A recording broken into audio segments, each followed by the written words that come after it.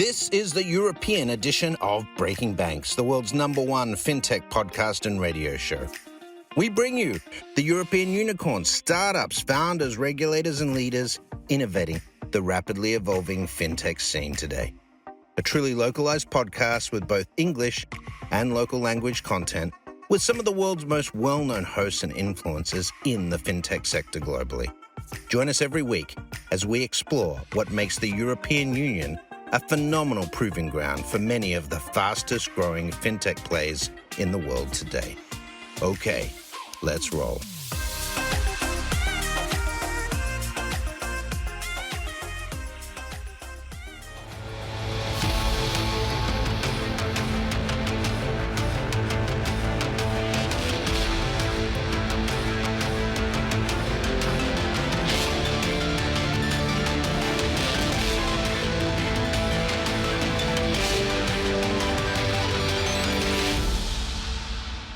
Buongiorno a tutti and Happy New Year. I am Paolo Sironi, your host of the Banker's Bookshelf. Every first Monday of each month, I invite authors and researchers of the most interesting publications which found a prominent space in the library of curious bankers and fintech entrepreneurs. And today, I have the pleasure to host Nicola Bilotta for a conversation inspired by his new book, The Geoeconomics of Money in the Digital Age. Nicola, welcome to the show. Hi, Paolo. Hi, all. It's a pleasure to be here with you. Nicola, let me introduce you first to our audience. A few words. Nicola is the coordinator of the European Supervisory Digital Finance Academy, and he's a senior research associate at the Florence School of Banking and Finance, hosted by the European University Institute. He's also an associate fellow at the Istituto Affari Internazionali. And Nicola, we hosted last year some of your colleagues of the European Supervisory Digital Finance Academy and Mario Nava, Director General of the European Commission, to discuss some of the research work of the EU Supervisory Digital Finance Academy. Can you tell us just a bit briefly what the Academy is for those in the audience who may not have had the chance of listening to our second episode of 2024? Of course, Paolo. In a few words, the SDFA is a capacity building project funded by the European Commission and delivered with the technical support of the three ESAs. We deliver training to national supervisory authorities. Today, the Academy can count 37 national supervisory authorities from 26 EU member states. And our activities span from regulation to technology. So basically, it's a place where the regulators of the European Union gather and discuss key topics about innovation and digital transformation. But now we are here today to discuss the content of your brand new book that I think was released a few weeks ago or no less than 2 months. The title is The Geoeconomics of Money in the Digital Age. Let me synthesize a little bit what the readers can find in your book just by reading the very few lines that open up your book. In a more contentious world economy, where trade and finance are increasingly interlinked with economic security and geopolitical considerations, questions arise about the underpinnings of the US dollar's global leadership. For decades, the US dollar has reigned supreme, serving as a powerful tool of US foreign policy. However, history shows that currency dominance can shift with global power dynamics. Key questions. Will China or another power rise to challenge the US-led system? Will the international monetary system experience a process of fragmentation, or will a new global order emerge? Will financial technology ease such a change? Now, this book by Nicola delves into the intricate web of how three forces, economic dislocation, evolving geopolitical relations, and technology, could potentially foster transformations in the international monetary system. So all of this you can learn by reading the book. And today we try to touch upon some of the key insights that Nicola Bilotta researched on and framed in this new book. So first of all, Nicola, what is the international monetary system? Paolo, this is a very good question and also a simple as well as complicated one. So the international monetary system is this intersection of institution, regulation that actually regulate how international transactions are made. I want to look a step back before starting maybe discussing a bit more why this is relevant for the current international affairs. So what is geoeconomics? Because I think many of our listeners will know what geopolitics is. It's a very mainstream term, is very abused also by newspaper, but geoeconomics has gained some traction only lately. It was a term established by Ludwig in the 90s to explain how in a globalized economy, also economic tools can be used to pursue strategic and foreign policy objectives. And I think this is becoming pretty clear with the current industrial policies implemented by the United States, the European Union, China. And I'm referring to, for example, export restriction. So how the US, for example, are trying to undermine the developments of China in the semiconductor supply chain. I'm talking about the reshoring of parts of the supply chain, but also finance can become a geoeconomic tools. And here I need to go back also to the basic, because I think sometimes there is a bit of sensationalistic analysis on the future of the international monetary system, the US dollar, the rise of the yuan, etc. As you probably know better than me, when the euro was established, many analysts were forecasting that the euro would be replacing the US dollar, and this has not happened. Also, the similar discussion were held talking about the yen in Japan or the yuan in China, and yet the US dollar is still maintaining its leading role. So my book tried to put a bit of order in all these discussions, starting from the basic. So going back to the literature, what is an international currency? Why the US is the leading international currency? What is an international currency is very easy. As you know, a currency has three main functions: store of value, medium of payment, and unit of account.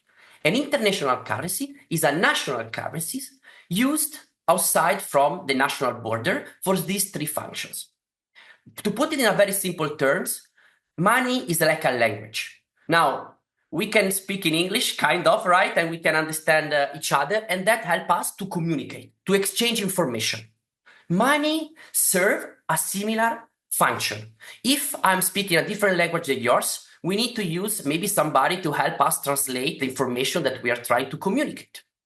Money does the same function. Everybody in the world economy can speak through the US dollar. But why? Because the US dollar has macroeconomic and institutional features that make the dollar a perfect international currency. I'm not talking about liquidity. I'm talking about freedom of capital, things that other currencies lack. And I'm going to be very short because I get very excited about the topic because it's super fascinating. But most of the literature has always been focused on economic and institutional factors. However, there is a new growing number of studies that also connect the international role of a currency with geopolitical factors. Okay, so Nicola, you said many things. Let's try to synthesize a little bit, simplifying. A currency is a language, finance is a power. We often discuss, at least lately, about the weaponization of finance, but in reality, finance has always been a matter of exerting power. You said that the currency has two facets. One is a domestic currency, the other one is international currency. And the distinction between the two is important to understand what happens right now on the world stage. Now, there are factors which are forcing this current framework we used to live in to be transformed. We know that economies are not always right, so the euro did not replace the dollar. But what I like of this conversation is that we're not forecasting a future. We are trying to identify the conditions upon which a certain future can materialize so that we see whether it is happening and we can position or not. And I think that these conditions are around three forces. So you mentioned economic dislocation, you mentioned evolving geopolitical relations, and you mentioned technology. How do these three elements, if you like, conjure for the transformation of the currency power and the monetary system?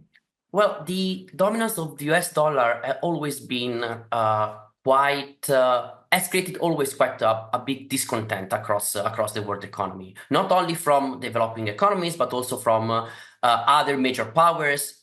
First of all, the European Union. And this is for different reasons, economic reason as well as geopolitical reason. However, why, we have been unable to see a shift in the international monetary system and in the role of the US dollar? Well, because we lack an alternative.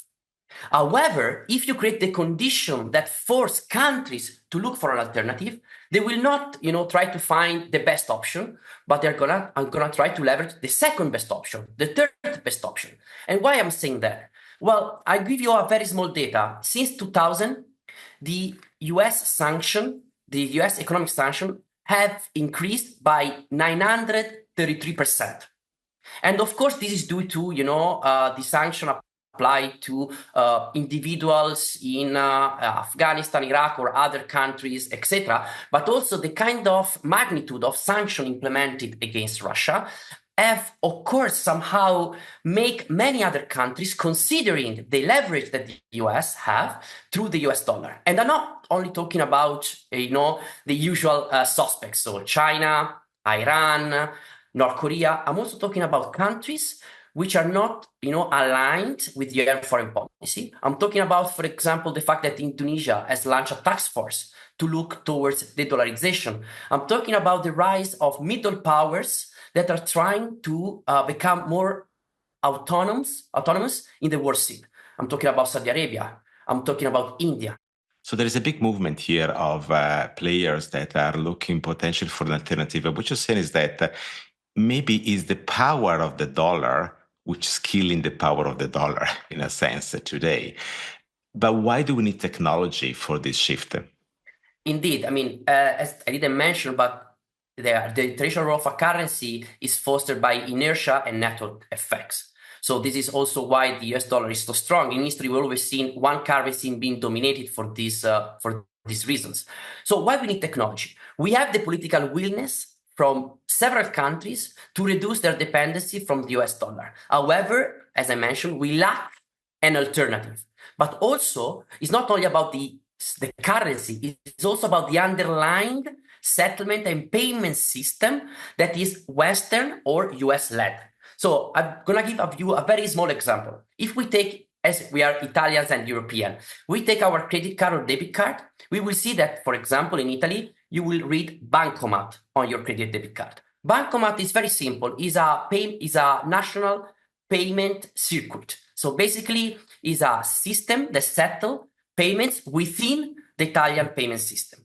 However, bancomat is not interoperable with other European markets. So if I go to France or Germany and I pay with my credit card or my debit card, my card needs to also be co-badged or supported by the international payment circuit.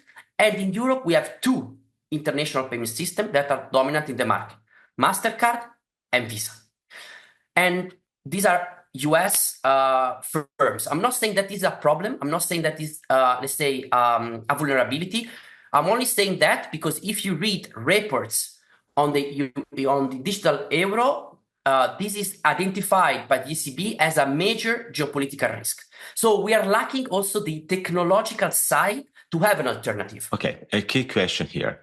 If you wanted to reduce the dominance of American card schemes, which are internationally powerful, and enhance the domestic schemes, you don't need a CBDC. You can just create the next Visa or MasterCard.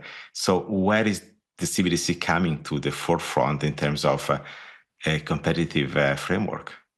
This is actually a very good question and also a kind of funny one because it's one of the most common questions, right? Why do we need a CBDC? So no, without taking into account the specific case of the digital euro and talking broadly about the CBDC system, for our listeners, a CBDC, put it very simple, is a sort of digital version of cash. It's a liability issued by the central bank. And you might say, okay, but I already use electronic money, right? When I pay with my card. Yes, but that is a liability issued by your commercial bank. Okay, so we are saying as competition doesn't come from the private market, the next Visa and the next MasterCard is not on site. Now is the central banks, governments largely speaking, that are stepping in to create this new alternative. And I think that on the world stage, we have at least two for large economic blocks which are advancing in that direction. One is the ECNY, so in China, and the other one is the digital euro. What are the difference between the concept and the creation or the intention of creation of the ECNY and the digital euro? As the digital euro is still like in a project phase, the CBDC in China already had some proof cases of execution and realization. No. Right now, 94% of central banks are exploring the development of CBDC across the world. You have wholesale CBDC, so a sort of digital currency that is accessible only to financial institutions and specific actors. And you also have retail CBDC, which is accessible to all the population. Okay, so there can be a retail or a wholesale that goes more international. So there's already two different configurations, which Indeed. Most likely in the end will have to converge. But practically, what is the difference in concept between the Chinese CBDC and the European? I mean, I was speaking at the BIS Innovation Summit a couple of years ago, and I heard central bankers like Christine Lagarde with different views compared to others from the Monetary Authority of Singapore, for example. So it is not the same. They're not all equal. So the key characteristic that makes a difference. So for me, the key driver that I like to analyze is why those different jurisdictions are thinking about local CBDC. So for China, first of all, there is a domestic objective. For anyone who have been to China, know that China is a cashless economy. And they also know that now you can pay everywhere with your app. So you have Alipay and ChatPay, they're dominating the market. The last data I've seen show that 90% of e-wallet payments done in China are done through these two providers. And this is a concentration of the market. And as China is evolving in a cashless economy, the central bank, so the People's Bank of China, fears to lose control over its monetary policy. So the first objective is a domestic objective. It's trying to provide this population with a liability issued by the central bank. And of course, also for China, and we have seen it in many different experiments, and I'm going to reconnect to the BIS because I think there is a very interesting news, is that the China is one of the global leaders also in multilateral experiments with CBDC. So trying to find ways how to connect national system of CBDC. Because again, you need to think about the language, right? So the Chinese CBDC speaks a language. The digital euro will speak another language. So you need to establish ways that are standards, that are also legal frameworks, governance, to make these two languages, these two CBDC systems, able to speak to each other. And China is leading globally the experiments on how to establish the standard for this language. I like this because I believe that he who owns the standards owns the bank, in essence. And what about the motivation for the digital euro? And here again is a domestic objective. But super interesting, if you read every speech by the ECB, every report by the ECB, you will find two keywords: pan-European and strategic autonomy. And I reconnect with what I was mentioning before. The European Union has identified a key vulnerability in its, let's say, broad strategy for strategic autonomy, which is the dependency on US payment and settlement providers, Visa, MasterCard, for example, but also new e-wallet solution like Google Pay or Apple Pay. And any private initiative, because I agree with you, Paolo, normally innovation in the payment, in the infrastructure underlying payment and settlement, always been private.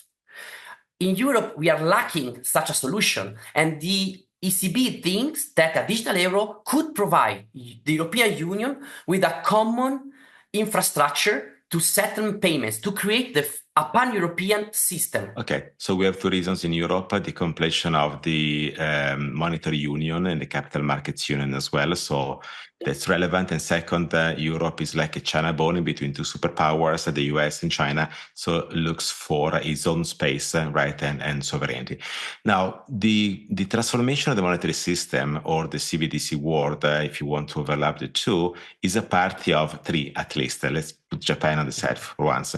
Europe, China, and the US, but the US didn't come to the party. Why is that? That is very interesting indeed.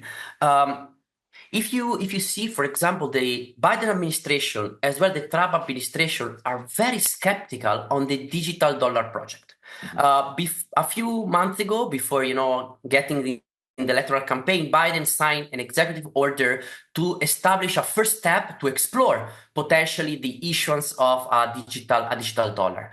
However, the Trump administration is highly skeptical. For example, during the electoral campaign, Rubio as well as Trump called the digital dollar project as a way for the federal government, to control citizens. So basically, in the US, there is a strong underlying skepticism against the digital dollar. And this is quite challenging, right? Because you have an evolving landscape, a very quick evolving landscape with many countries exploring how to develop national CBDC. You have many experiments in the room that will most likely also impact the future of the international monetary system. And the current dominant leader in finance and technology is lagging behind. In my book, I call it the elephant in the room. Why?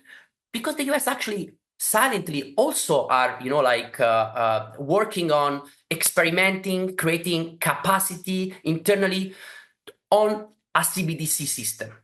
So silently they are doing it. They also run a few experiments on cross-border CBDC.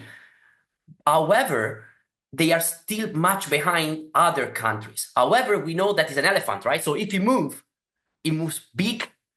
And therefore, I think that eventually, if we will see a CBDC system evolving rapidly and more significantly, I think the US will be able to move much faster than its counterparts.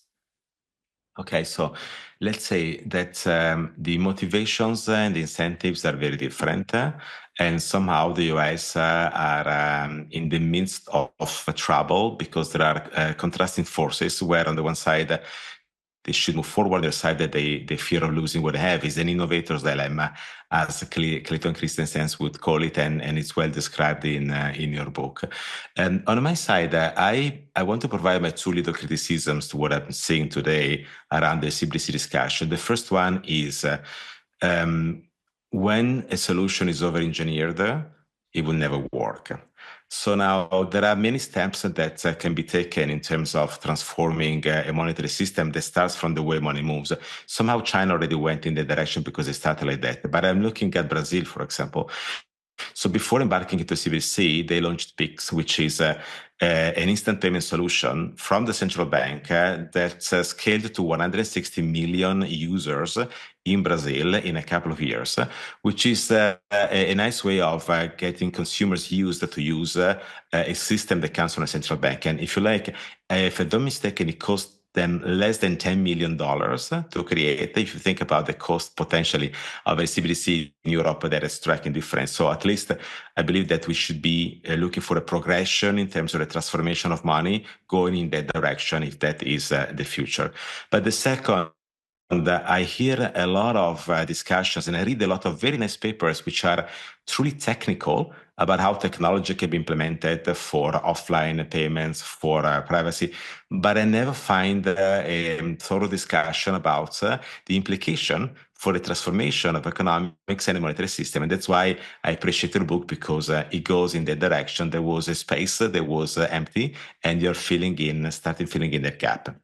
Now, we said at the very beginning, we do not forecast the future. We discussed in this podcast some of the reasons and the conditions that motivates a certain future to be realized. But as a last question, I would like to know from you anyway, if you would imagine what the monetary system will look like 10, 15 years from now, what would you say to describe it? Yeah, Paolo, I totally agree with you. technology is not enough. I think sometimes we focus on, the efficiency that a potentially CBD system could bring, but we forget that technology is not enough, and there are economic and political drivers that, incentivize private and public institutions to use specific infrastructure and systems. So in the book, I describe four scenarios. Again, I don't want to predict the future, but again, try to understand the forces that might drive scenarios. I try to withdraw four broad scenarios. So the first one is very unlikely, which is a new hegemonic currency. So a scenario in which there is an alternative to the US dollar. This is very unlikely because, as I explained before, there is no alternative to the US dollar. The second scenario, which is also very unlikely, is a global digital currency. And that was actually an idea launched by the former BIS managing director, Carsten, that, proposed to establish within the IMF a new synthetic digital global currency. But that is very unlikely, almost mission impossible, because it will require international coordination, international trust. And we know that in this multipolar world order, this is very, very, very challenging, let's say. So there are two scenarios in my mind. The first one is fragmentation. What I mean with fragmentation is not that there are going to be, let's say, two main blocks like in the Cold War, so the Soviet Union, the US. I'm talking about small-scale attempts from many different powers to diversify from the US dollar. And we are seeing many small-scale evidence going in this direction, from small contracts to import and export oil from Saudi Arabia to other countries, for example. This will take time, but I think it's the direction in which the world economy is going. And the final scenario is it changes everything to stay the same, where basically, as there is no alternative to US dollar, the US will be still able to maintain the global leadership and to also be at the frontier of innovation. Very interesting four scenarios. I think you're missing just the fifth, which is a currency from Mars. We're waiting for Elon Musk to launch it. They might be impossible. So, Nicola, thank you very much for your participation to this 15th episode of the Banker's Bookshelf and the first one of 2025. Where can people find the Geoeconomics of Money in the digital age? Is on the Routledge website as well as on Amazon. Very good. So I had the chance of reading it, and it's an excellent book, easy to read, and required reading, I guess, for everyone who wants to get quickly up to date on the latest developments around international reserve currencies, the monetary system, and the future of money. So all stay tuned for more as more episodes and research discussions are coming. It is clear by now that the Banker's Bookshelf is a precious opportunity to learn from recognized authors and researchers like Nicola Bilotta. Their work has found a prominent space in the library of curious bankers and fintech entrepreneurs, and it is now available to you. Arrivederci, buon anno a tutti, and enjoy the Banker's Bookshelf jingle.